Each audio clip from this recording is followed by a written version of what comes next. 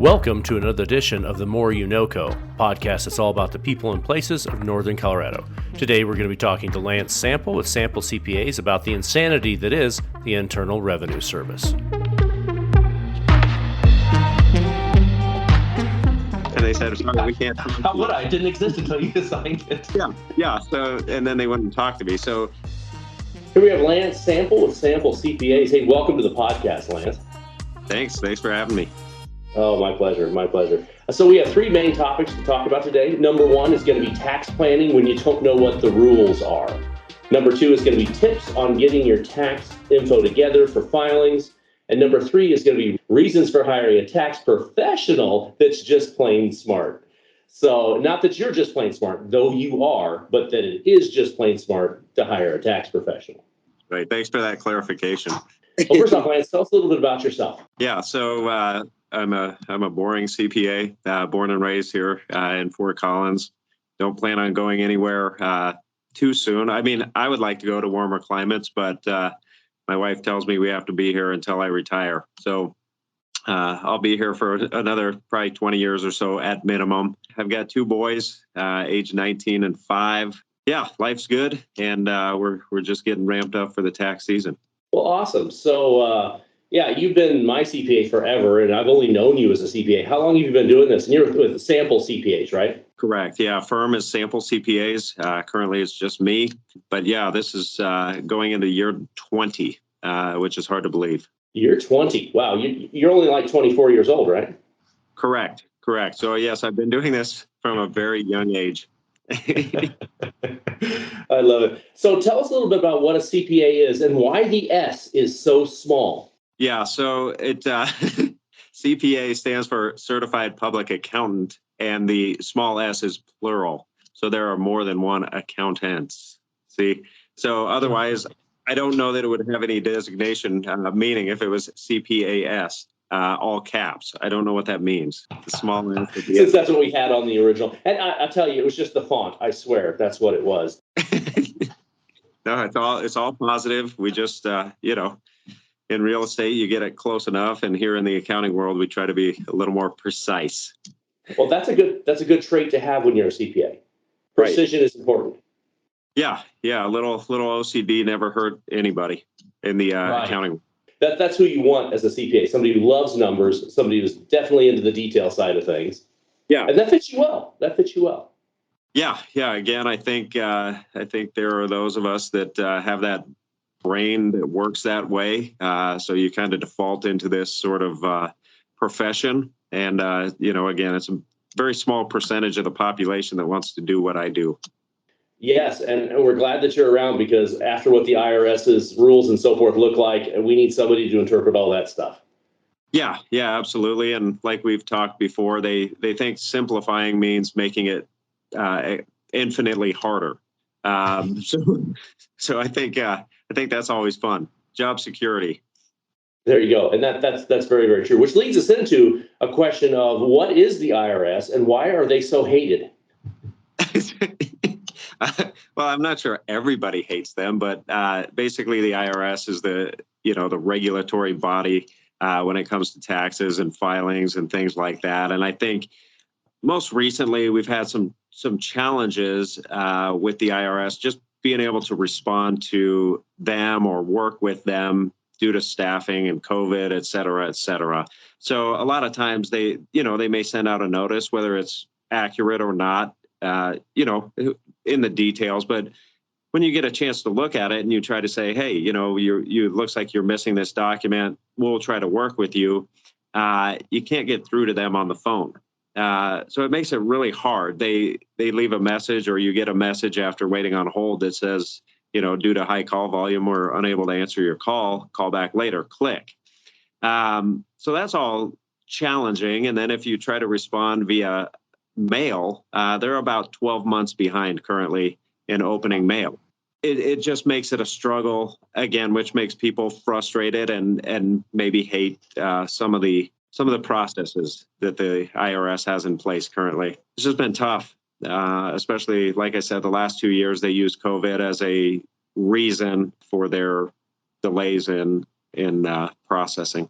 Right. Well, That's our first topic here is tax planning when you don't know what the rules will be. And I know we talked a little bit about this over coffee, and I thought it was just ludicrous and would make a great topic. But there's packages they haven't even passed yet that are going to affect what our tax filings look like. Tell us a little bit about that.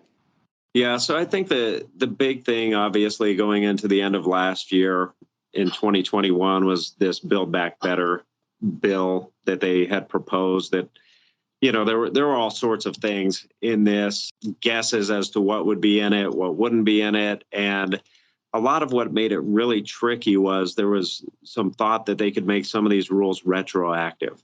So, for example, one of the things they looked at was eliminating a 1031 exchange or eliminating step up in basis. And again, there was speculation that they would make it retroactive to like April when Biden first thought about this stuff. So again, when we're making retroactive tax changes, it makes it virtually impossible to do tax planning. So if somebody said, hey, should I do a 1031 exchange? And it's like, well, I don't know if it's even allowed anymore. So maybe, so it makes me look, like I don't have a decisive answer, which at that point I don't, because Right. you don't know what the rules are.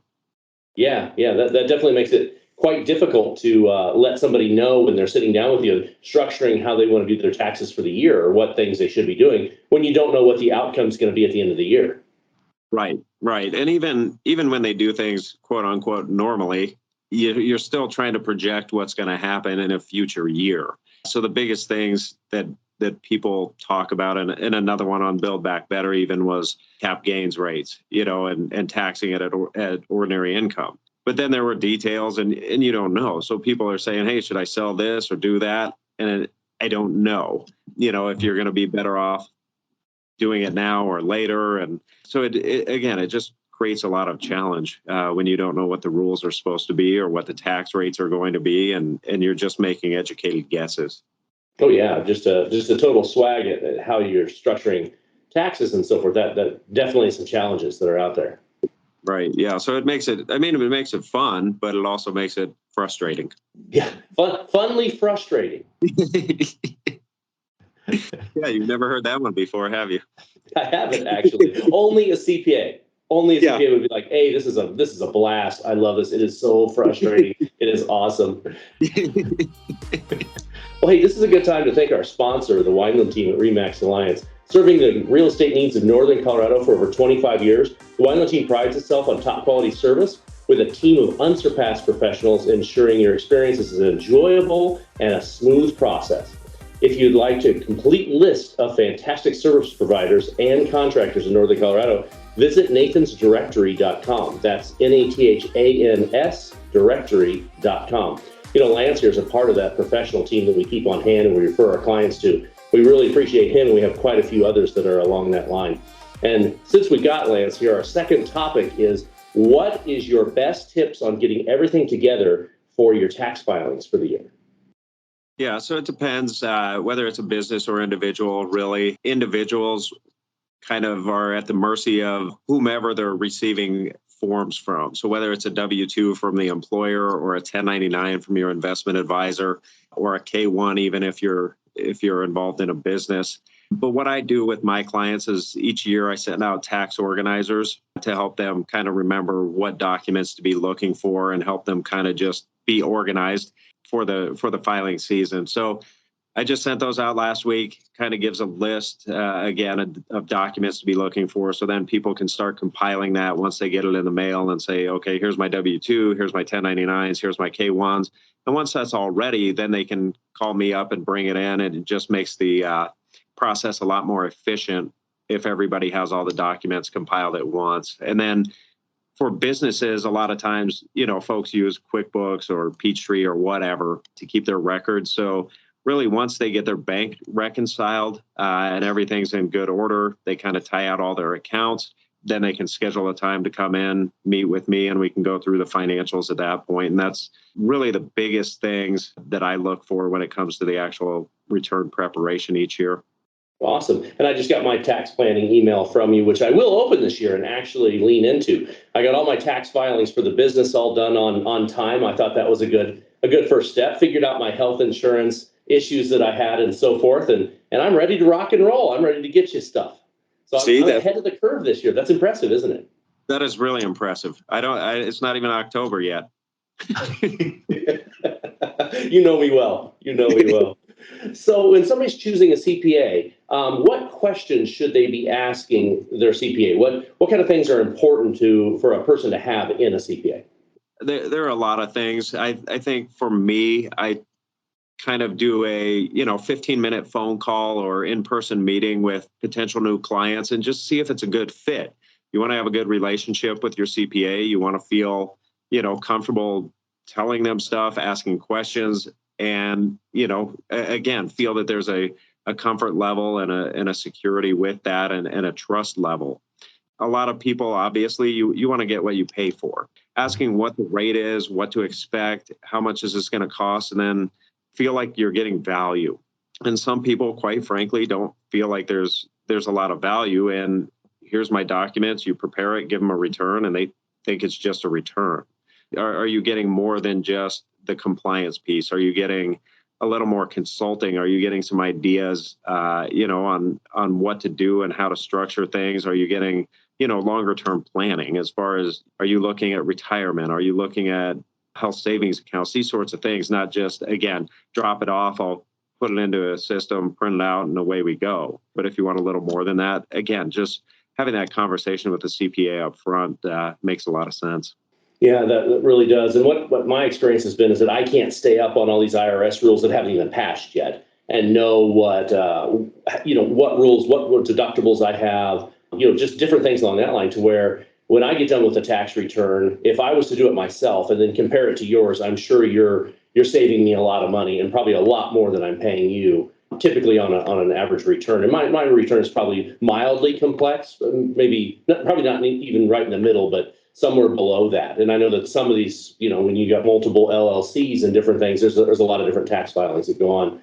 And in my opinion, you'd be insane not to use a CPA for that kind of stuff, because you just waste all your time trying to stay up on what all the tax rules are. Right. Yeah, I think you're spot on, and especially in the last few years, even under Trump, the Trump tax cuts and Jobs Act changed a lot of things pretty dramatically. And even I've seen several times where people aren't taking advantage of Section 199A qualified business income deduction, where high scope, basically you're getting a 20% deduction of business income. Again, that was all new. It's challenging stuff. It's hard to keep track of all this stuff. And if you're trying to do your own, maybe you miss that and you're missing out on X number of dollars of tax savings. Yeah, absolutely. And that's all part of our third topic, which is reasons using a CPA is just plain smart. And those are some excellent things. What other areas does a CPA typically help with? Yeah, again, I think it can be more encompassing than just the tax compliance piece. But again, going through people's personal situations and saying, okay, what are you trying to do? Are you trying to save money for a kid's college, for example? Do you have a 529 plan? Do you know that's deductible from the state? Things like that. Again, just doing more holistic planning, really, as opposed to just the compliance piece, although the compliance piece is, a big chunk of it, and it's hard. And again, staying up on the rules and just making people aware. And again, trying to do that tax planning, because as we all know, it's a little hard to plan for something that happened last year. It's already done. And a lot of times that's what we do as CPAs, right? You bring in your stuff, say in February of 2022, but it's all 2021's information. So then I look at it and say, oh man, Nathan, we should have done this. Well, it was too late, right? So how do you stay on top of these things and communicate with the clients such that they're aware of it and can take advantage of whatever that might be, whatever that opportunity is that then fits their individual situation? Right.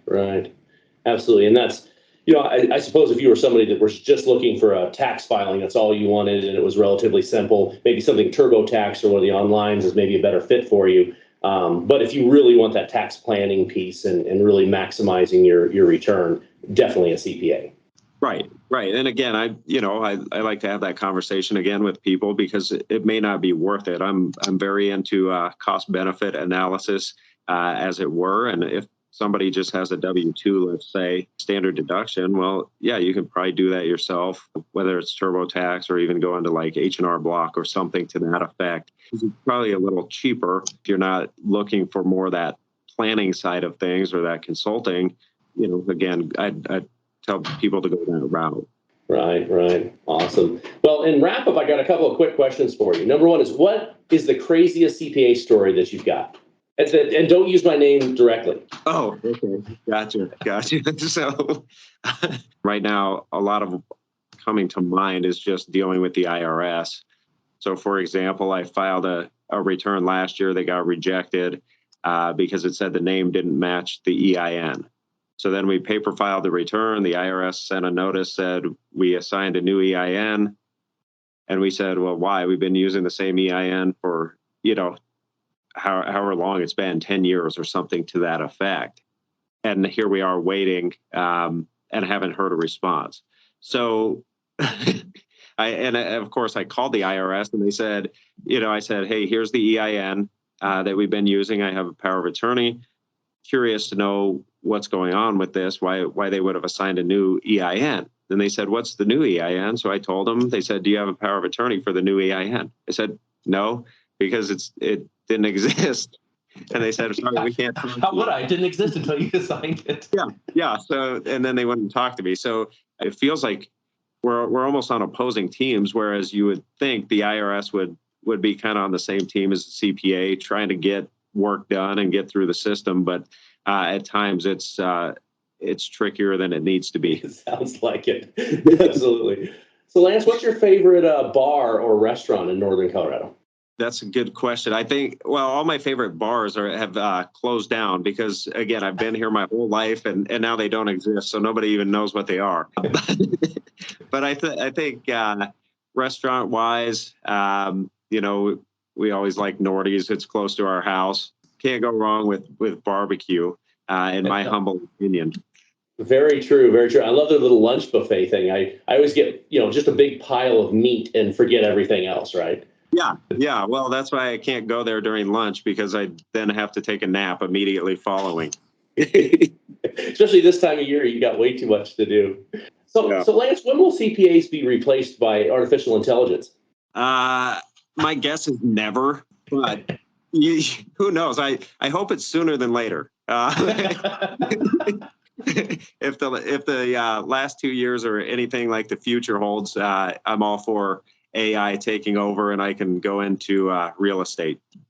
Yeah, there you go. Which will have been taken over by AI. So yeah, that'll be a perfect transition for you. The team threw on one last question here, which are Ethereum, NFT, and blockchain affecting you or your business? So I don't have a lot of clients that are in those specific areas, thankfully, but everything is leaning toward treating all that stuff similar to any other investment transactions and anything like that. And I know I do have a client who does some crypto stuff, and I can't remember whether it's Coinbase or whomever actually will then prepare kind of the output that they need for their actual tax return, so we can put it on Schedule D and report that appropriately. But again, that stuff for sure is not in my wheelhouse because I don't understand it. I think you need to be. Nobody does, right? Yeah. Well, I think you need to be between age like 12 and 20 to really get into this NFT. To me, it's just why are you spending money on something that's a digital picture of a cat or whatever? I don't get it. I don't know why people do it, but again. I don't do a lot of that specifically, or clients that I have don't do a lot of that specifically. Yeah, and then of course I'm in the same boat. People are talking about it and so forth. Like, yeah, I don't get why you would do that, or I don't understand that chunk at all. And I think I'm in the majority of that actually. So sounds like we're in the same boat. Yeah, well, and I think again, there's cost benefit on everything, and maybe being a little more conservative. Even you look at cryptocurrency and it's bouncing all over the place. I'd have heart palpitations if I if I invested in that and watched it on a daily basis. What do you mean it's worth a third of what it was an hour ago? Yeah. No problem. It'll double in the next 5 minutes, right? Right. I love it. So I can steer clear. Right. Yeah. So do I. Well, we covered tax planning when you don't know the rules. That was very interesting. Tips on getting your tax information together for your filings, and reasons to hire a tax professional that is just plain smart. Hey, I really appreciate your time, Lance. I know you're busy this time of year, and that's probably quite an understatement. So thank you so much for being on the podcast. Really appreciate you. Yeah, thanks, Nathan. Have a great day out there. And let's make it through another 3 months or so. And hopefully the snow's melted so we can play some golf. There you go. Here's the 2022, right? That it may be different than all the other 2020s. Yeah.